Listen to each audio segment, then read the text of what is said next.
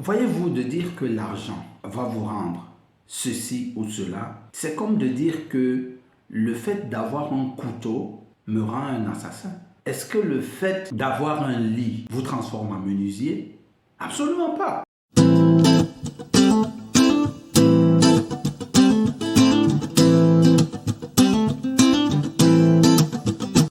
Bonjour à tous et bienvenue à cette nouvelle vidéo. Je suis Didier Mayem de BDFred. On commence par, comme d'habitude, comme vous savez, s'il vous plaît, faites ça, faites ceci. Allez-y, allez-y. Cliquez sur le petit pouce bleu. Abonnez-vous à la chaîne. Activez la cloche de notification si ce n'est déjà fait. Partagez massivement cette vidéo. Aujourd'hui, nous allons continuer avec le troisième opus de ce livre, Les secrets d'un esprit millionnaire de T. Harv Eker. Nous avons commencé déjà avec deux vidéos qui s'affichent quelque part. Vous pouvez aller cliquer sur le lien pour les regarder si vous ne l'avez pas déjà fait.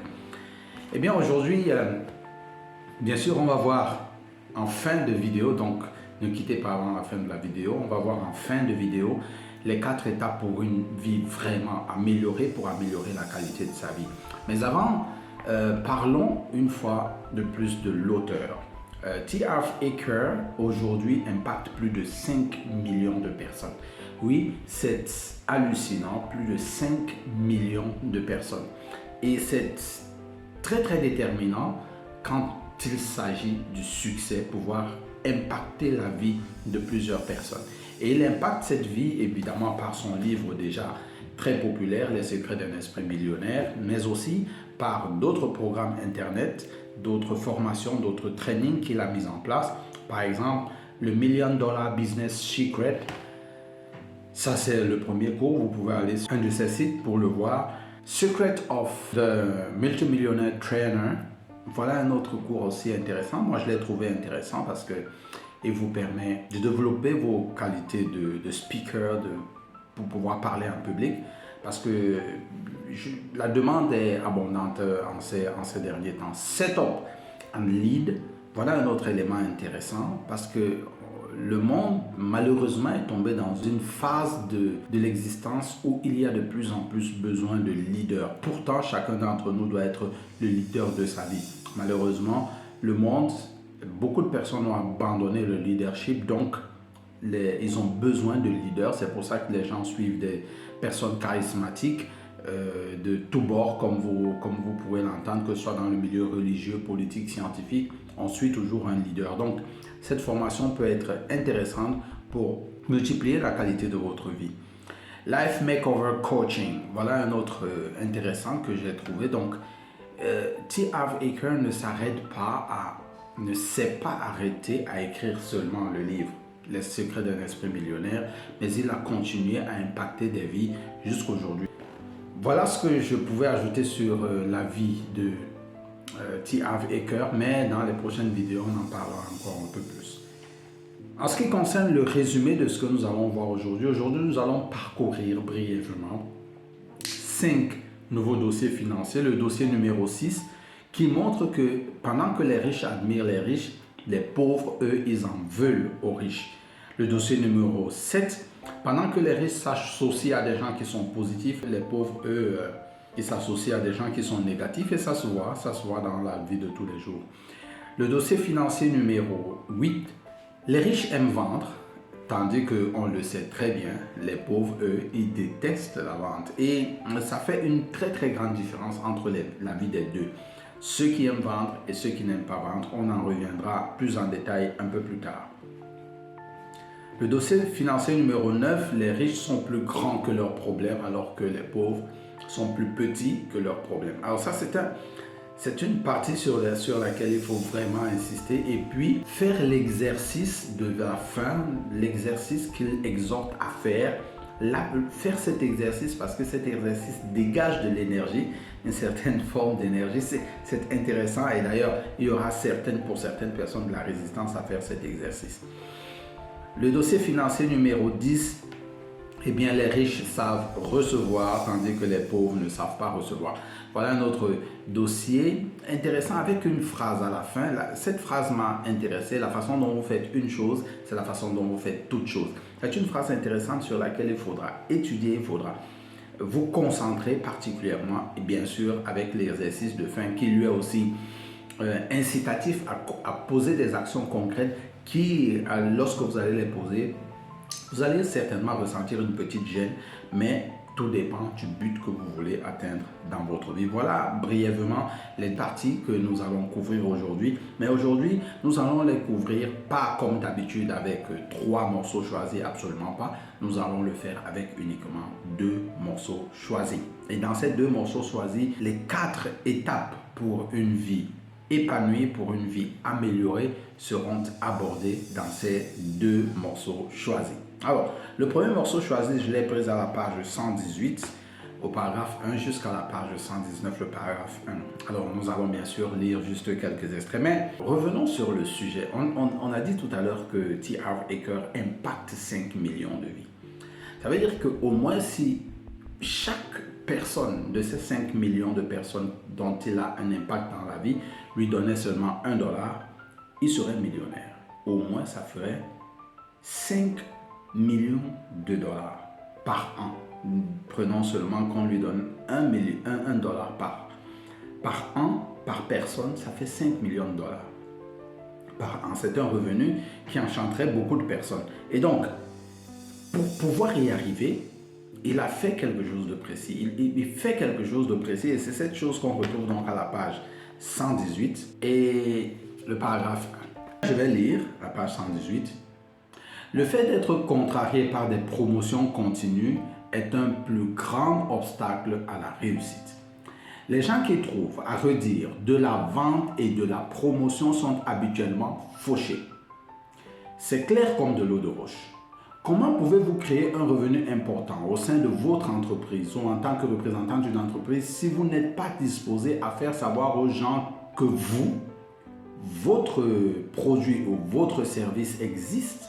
Même en tant qu'employé, si vous n'êtes pas disposé à promouvoir vos qualités, quelqu'un y étant disposé vous dépassera dans les échelons de l'entreprise.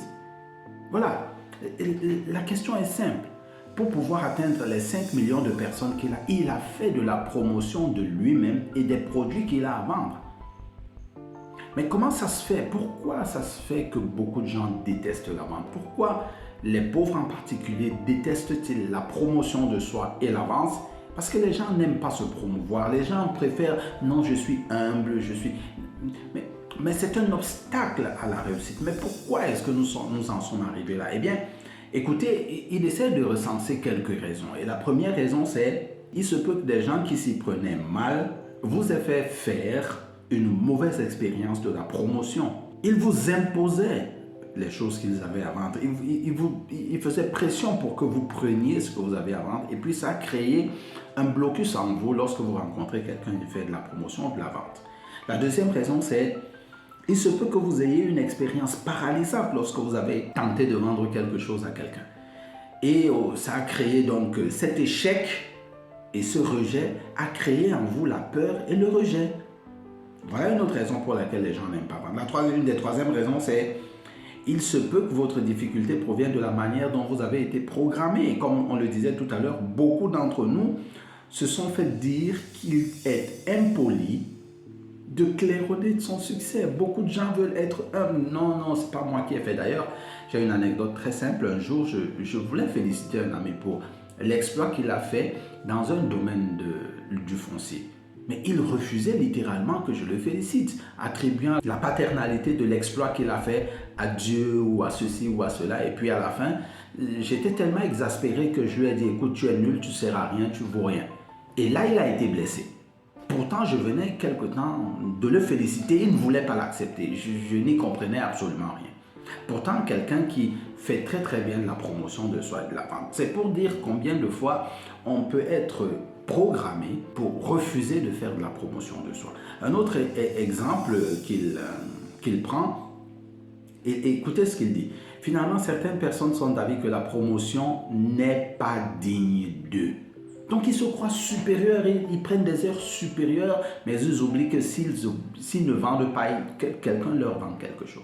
Donc, à la vérité, il y a plusieurs raisons pour lesquelles les gens détestent la vente. Mais c'est la marque distinctive des personnes qui n'ont pas réussi de ne pas aimer la promotion de soi et la vente. Donc, il faut bien faire la part des choses.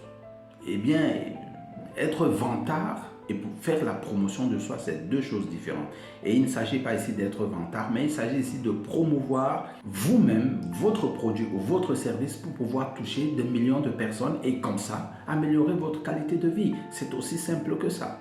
La deuxième pépite que j'ai trouvée, c'est ici à la page 135. On a beaucoup entendu des gens dire que à cause de l'argent, telle personne a changé d'attitude, il n'est plus le même, il n'est plus ceci, il n'est plus cela.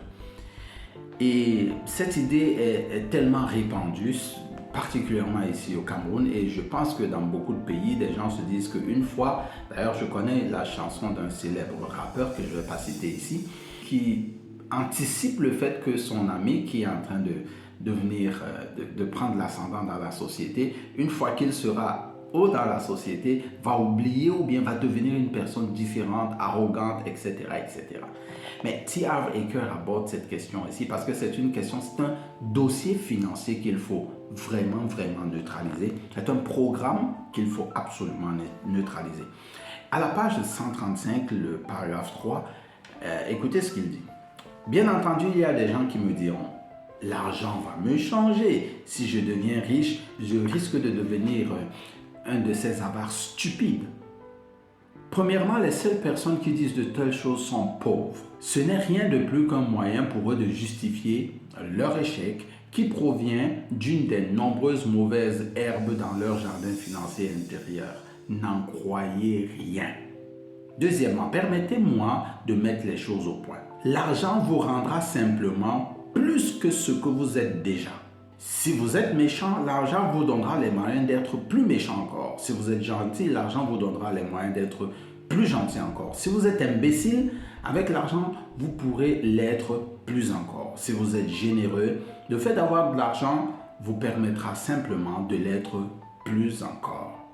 Voyez-vous, de dire que l'argent va vous rendre ceci ou cela, c'est comme de dire que le fait d'avoir un couteau me rend un assassin. C'est absolument stupide. Est-ce que le fait d'avoir un lit vous transforme en menuisier? Absolument pas. C'est inimaginable de pouvoir. Le fait d'avoir un lit vous permet d'améliorer la qualité de votre sommeil. De fait, le fait d'avoir de l'argent permet d'améliorer la qualité de votre vie, puisqu'aujourd'hui, tout est corrélé à l'argent. Donc, l'argent ne va exacerber que ce que vous êtes déjà, si bien sûr vous ne travaillez pas à améliorer ce que vous êtes déjà.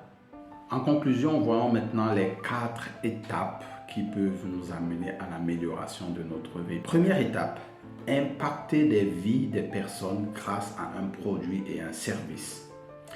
Deuxième étape, promouvoir et vendre ce produit et ce service à ces milliers de personnes. Troisième étape, encaisser l'argent que ces gens seront prêts à dépenser parce que vous avez un impact dans leur vie, que ce soit en résolvant un problème, en améliorant la qualité de leur vie. Et quatrième étape, avec l'argent que vous avez, améliorer la qualité de votre vie parce que tout est corrélé dans le monde aujourd'hui, tout est corrélé à l'argent aujourd'hui. Grâce à l'argent, vous améliorez grandement la qualité de la vie que vous pouvez avoir.